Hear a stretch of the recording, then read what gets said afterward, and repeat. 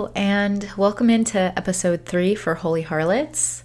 This is the sanctuary for the untamed, the sacred, and the unapologetically sensual. I'm Mary Lisa, your guide to the realms of embodied pleasure, divine feminine, and full soul deep liberation. This is where we will dismantle shame. We will reclaim the desire as sacred, and we will awaken the codes of pleasure that have always been yours. If you're ready to shed this good girl conditioning, this people pleaser, this control addict, and you're ready to activate your body as a portal and step into your fullest magnetism, you are so welcome here.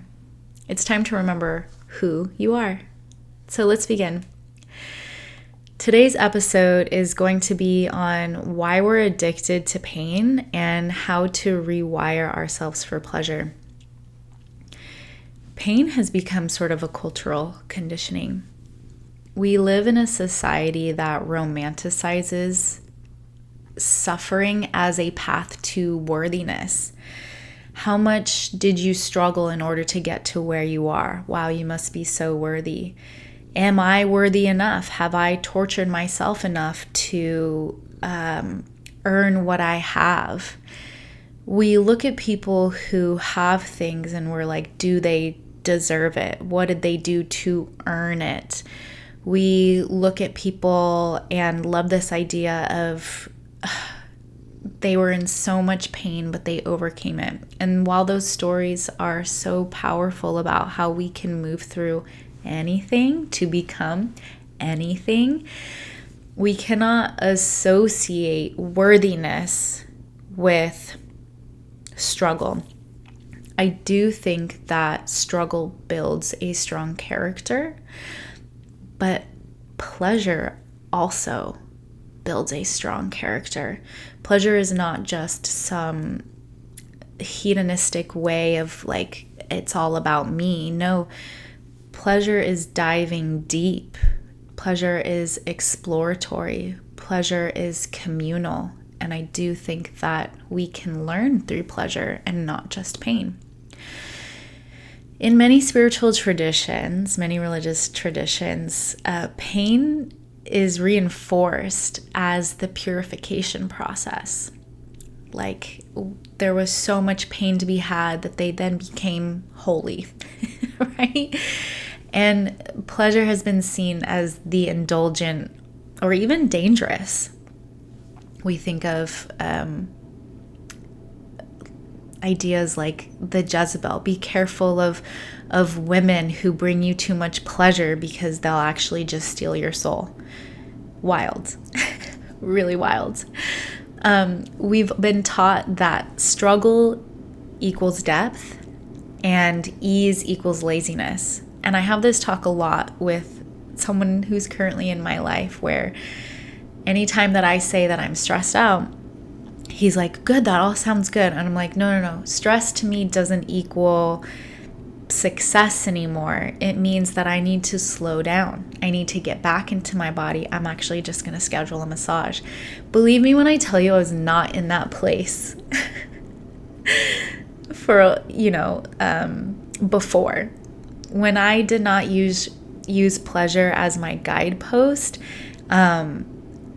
stress was my constant companion, and it reflected in my face, it reflected in my body, in my health, in my relationships. And so now I know that when I'm stressed, I get to pull back in and decide how to honor and please myself, which actually has brought me more financial gain, more abundance, deeper relationships, and more happiness. So hopefully we can help you dismantle that as well. Oh man, this whole culture of like boss babe, right? Of hustle. And I used to subscribe to that in my early 20s. I was like, hustle, boss babe, like look at me, I'm like, stressed out. I'm dying inside, but like it's all in the sake of success. And as I mentioned, it was, there was not a lot of happiness there. And it's taken me a while to realize that my embodiment, my seeking of pleasure actually brought me so much more with way less effort. Way less effort, you guys. And I see this a lot in my client sessions. We so deeply want to know that our years and years of struggle and strife are about to be rewarded. Because I struggled this hard, there must be something just on the other side. And while I love that as a reframe, it's incredibly psychologically beneficial to have that reframe. It is not the full story. In fact, being in a struggle state is what is addictive, is what continues the struggle state because of our reticular activating system. So let's just say that you're in this heightened state of stress. Things get really stressful, really overwhelmed. You're a mother, you work full time, you're taking care of your older parents, and money is tight, and the kids are wild. Like, there's all of these reasons to be stressed out. Okay? What that has done is convinced your body that the only relevant information is stress related. So this ancient part of our brain, the RAS, says, okay, you're receiving so much stimulus and so many information throughout the day. I need to refine that for you. So we're going to filter out anything that doesn't match those current stressed out states. Can you see how dangerous that is? Like, you being in a stressed out state over time trains your own body to say, that's the only thing that's important to Mary Lisa. So we're going to filter out anything that does not match those stressed out struggle conditions. You've become addicted biologically, biochemically to the stress. What we want to do is recode our system so that our nervous system starts to enter into that parasympathetic state, and then our reticular activating system will have to search for new filter settings. What if we set the filter settings to pleasure, excitement, fun? That doesn't change the fact that all those things are true for you. Being a mom, working, having people to take care of, it doesn't, right? But what it does do is help you find those pleasure moments in each of those situations.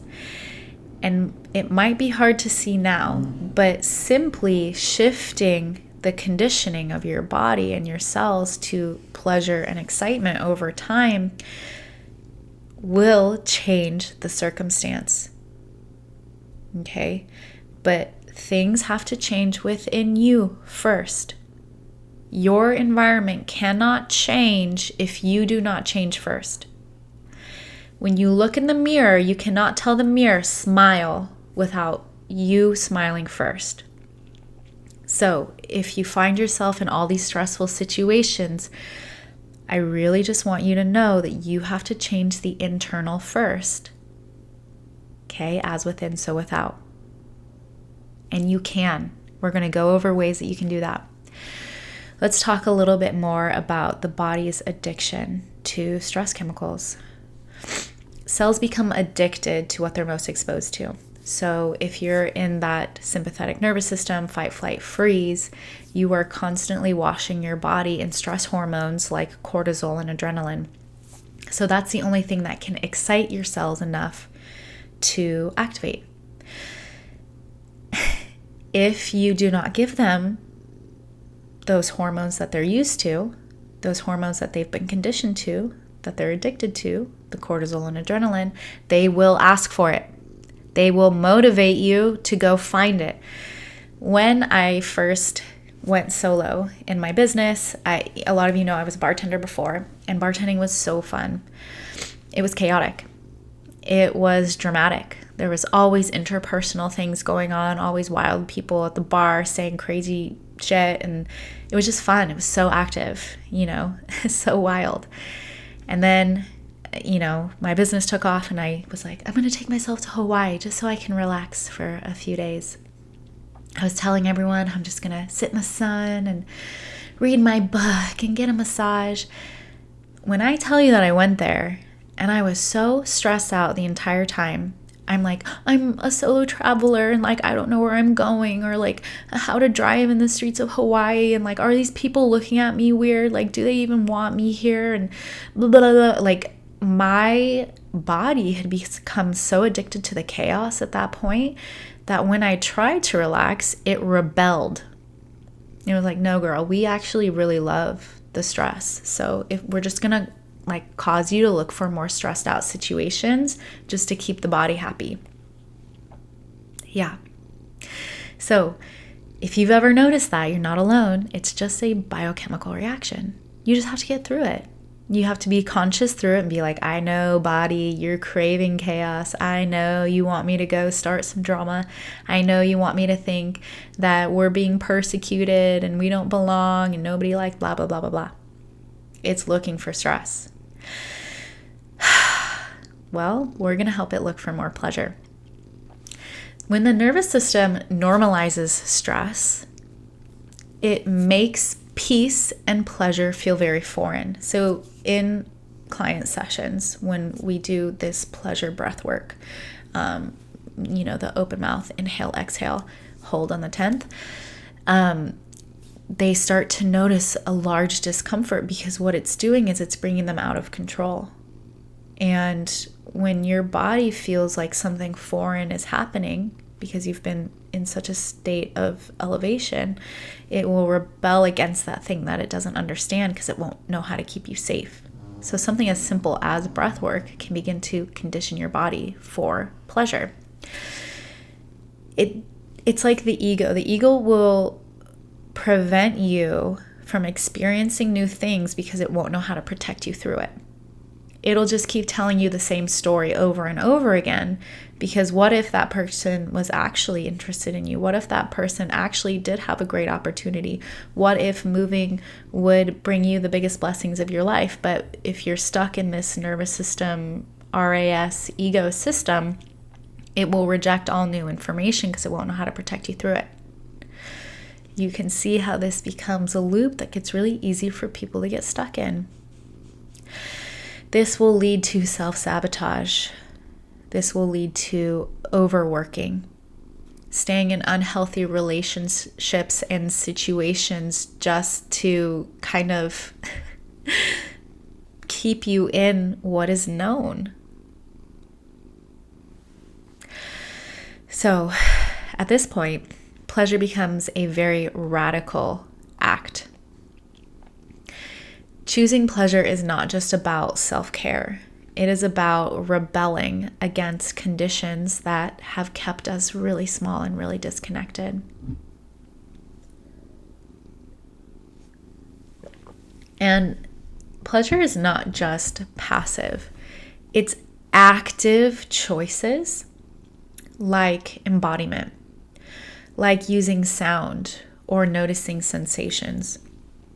So it's been really cold here in Portland, and I have a trouble going outside in 30-degree weather. And that's not cold for a lot of you, but to take Sullivan out for his morning walks. And every day I notice my reticular activating system saying, it's cold, we don't want to go. But my higher mind says, I've got to just go find some pleasure outside. So I get up there and I'm like, I'm a pleasure researcher. I'm like, what will bring me pleasure? So I stop and I touch the trees and I just feel the sensation of the different barks. Okay, that was fun. That like broke the spell a little bit. And then all of a sudden I can hear the birds. And then all of a sudden I look at Sullivan and he's looking back at me and he's smiling with his purple tongue hanging out of his mouth. Those micro decisions have changed my biochemistry at that point. Over time, my reticular activating system will stop badgering me about me not liking to go outside in the morning because it's too cold. But it does take time. And the simple switch of like, I know that I don't want to go, but I know that I can still find small pleasures there. And if I were you, a year ago, listening to this podcast and being like, this bitch is telling me to go outside and like touch a tree and listen to the birds and then my whole life will change, I would have, told myself to go kick rocks. Like, oh, that's too simple. Literally, but do you know what part of you is saying that? The resistant part of you. The resistant part of you that's like, we're not looking for pleasure. But if you can use your higher mind and be like, this small ass, simple ass thing will change my life over time, would you do it? Yes, you would. So we're going to go over some more aspects of how to do this for yourself.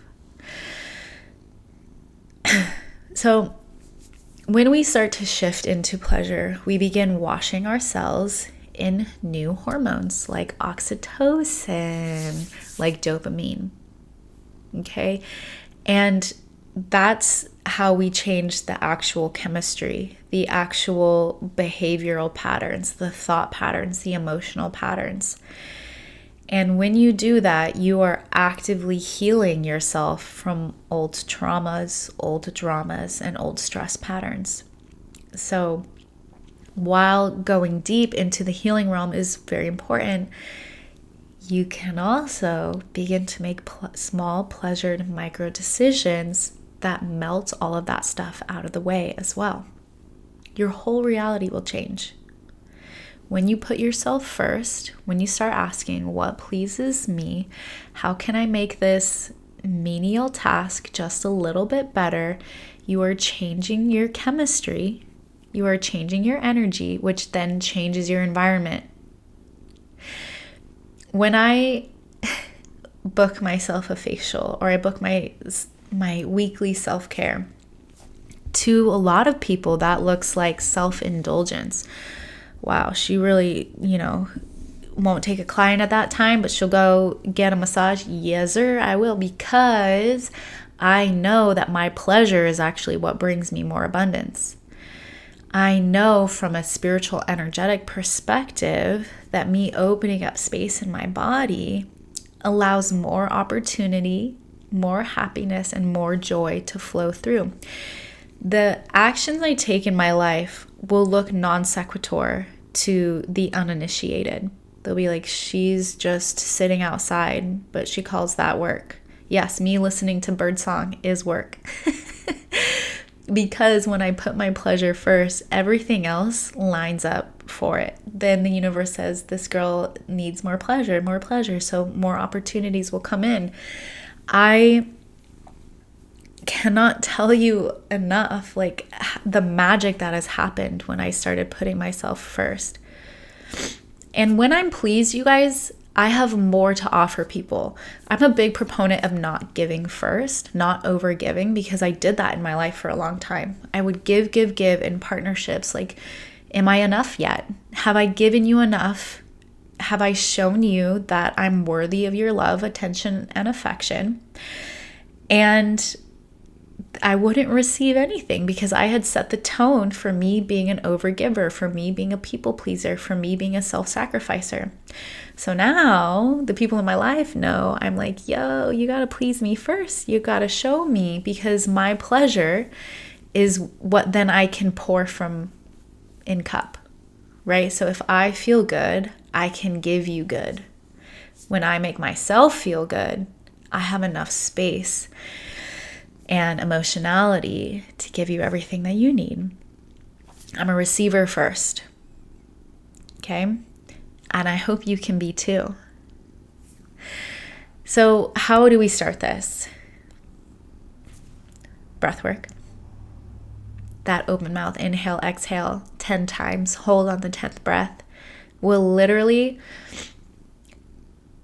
you'll feel lightheaded, you'll feel confused, you might even feel resistant to it, because there's this aspect of control that comes with being in a stressed out state. So if you're not in control and you're opening up space for pleasure, the body wants to rebel. So when you start doing this breathwork practice, you're going to notice that the body might freak out, and you're just going to say, I know this is me just opening up space for pleasure. It is the pleasure breath. Sensual movement. Start your day dancing to a song. Even when you wake up and you're like, I don't feel like do it. Dance to a song in the morning. You're going to start just by like, hum, drum, like whatever. And then before you know it, you're going to be shaking your ass. You're going to be rolling your hips. You're going to be touching your belly and your breast. And you're going to be like, wow, I am sacred. I am hot. It will change you. Okay. And the last one that's very simple is making sounds. Just like Sullivan. Make sounds. Babies make sounds all the time. Animals make sounds all the time. Give yourself permission to be loud, to laugh loudly, to moan when you eat, to squeal when you're pleased, because your throat is a mirror of your womb and cervix space. So your creation, your goddess creation center mirror needs to be reflected in your ability to tone.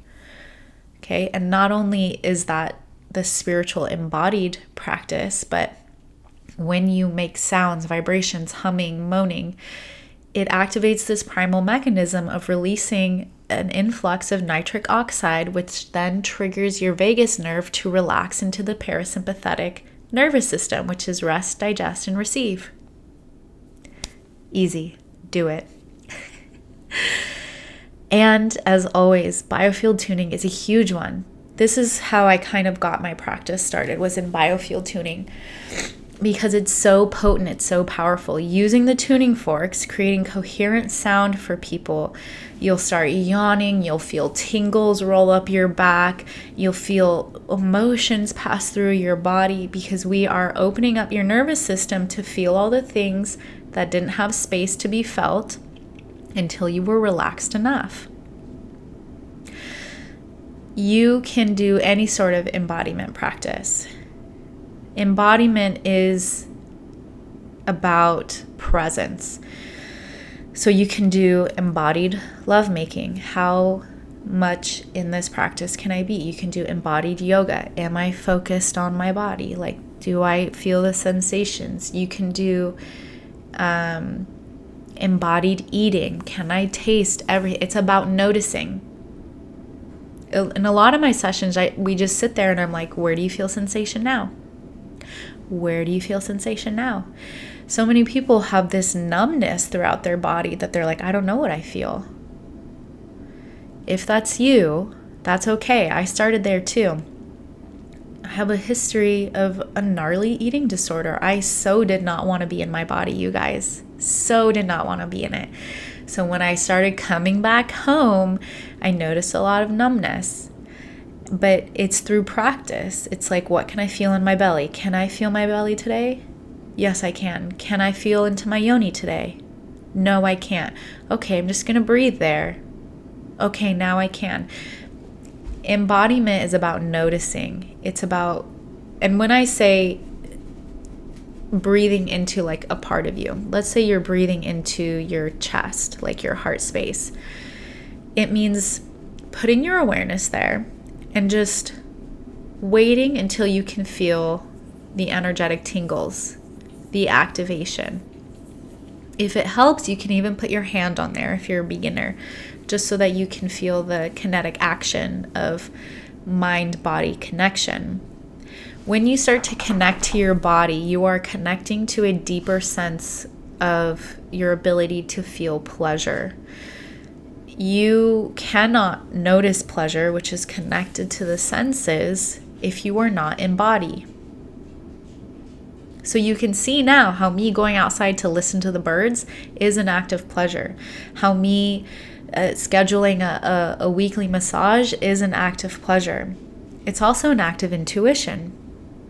Coming back home to the body enhances your pleasure, but it also enhances your intuition. You are in school with yourself. We have all these primal mechanisms, right? We live in a plasma soup, right? Where we're never disconnected from anything. That's how psychics connect through time, space, and dimension. That's how you can feel somebody's looking at you without looking behind you. We have these primal senses where our body, if we're fully inside of ourselves, we've practiced this, we can read the energy around us. I was reading this book where this woman was trained in, oh gosh, like an Eastern European country, by another woman who would take her out into the forest, and she'd be like, close your eyes and look for mushrooms. She's like, what do you mean look for mushrooms? She's like, close your eyes and try to connect to where the mushrooms are in this forest. And she was like, this is strange. However, over time, you begin to realize that we've had these abilities throughout all time and space. And I'm going to speak specifically to women. Our intuition is our guiding post. We can tell whether a partner is right for us within the first 30, 60 seconds of meeting them. How? We can tell when our body is like a no for a certain situation. We can hold on to a bottle of herbs and be like, is this right for my body? Yes or no. We have all the inner knowing once we step back into our body with practice. It is magic, but it's also not magic. It's also scientific. It's so lovely. We live in such a great time where science is beginning to understand all the things that spirituality has been saying. So, embodiment, pleasure, intuition, they're all connected. Come back home to your body. Begin that exploration process. The work of Holy Harlot, which is awakening this pleasure priestess within you, it's not surface level. It's not just about like, ooh, did you touch yourself today? No, you're going to be uncovering a lot of your own blocks to money, to love, toward success. It's very tantric. It's how exploring these triggers actually deepens your ability to receive the things that you've been asking for. It's your erotic power. I know that a woman's body is a temple. It is designed to be worshipped. So she needs to worship herself first, set the tone, and then other people around her will start to get the idea of like, oh, this is the fully embodied feminine. And it doesn't mean you run all feminine energy all the time. Definitely not, right? Masculine, feminine, it's a balance. But the woman's body is designed for pleasure. And we have those 8,000 nerve bundle of nerves that are just asking to be sought out. Like, Yoni, what would bring us pleasure today? What would feel good? And you might be surprised when you start asking those questions. Your erotic power, your sexual, sensual power is your godhood. It is straight from spirit. It is straight from the goddess. It is nothing to be ashamed about. And we will be touching on subjects of, shame and triggers and how we can move through them and how we can work with them, right? This is such an exploration. We are researchers here. We are pleasure researchers. We are fun researchers. And I'm so glad that you're here and you've taken the time out of your day to listen to this, because this is a radical act of pleasure for you. If you're ready to take the next step and you want to join Holy Harlot's the 10-week immersion with a weekly 90-minute phone call and daily connection between you and me, so that we can get you to where you want to be, which is your power, your pleasure, your excitement, your sexiness. That is available on the website. But overall, the question for you to consider is, how willing are you to break the addiction to suffering? And how willing are you to step into your radical pleasure? Are you ready to start that journey? Are you ready to be a researcher? Because not everything you decide to do will bring you pleasure right away, but it is about that research. Did I like that? No, but like it's going in the book is like I did that, done that. Do I like this? Maybe I do. And just remember, you'll face resistance, but you just move ahead in these micro decisions towards discovering what you actually like. So Thank you for listening, and stay tuned for next week's Holy Harlot podcast. If you want to be interviewed, if you're into pleasure, you're a healer, you're a divine feminine or a divine masculine, and you want to be on the podcast, connect with me, drop a comment, or you have kind of something that you want to be addressed on this podcast, also drop a comment and let me know so that I can start building out these recordings. Go enjoy your day. Go enjoy your day. Seriously, find something to enjoy. Besos.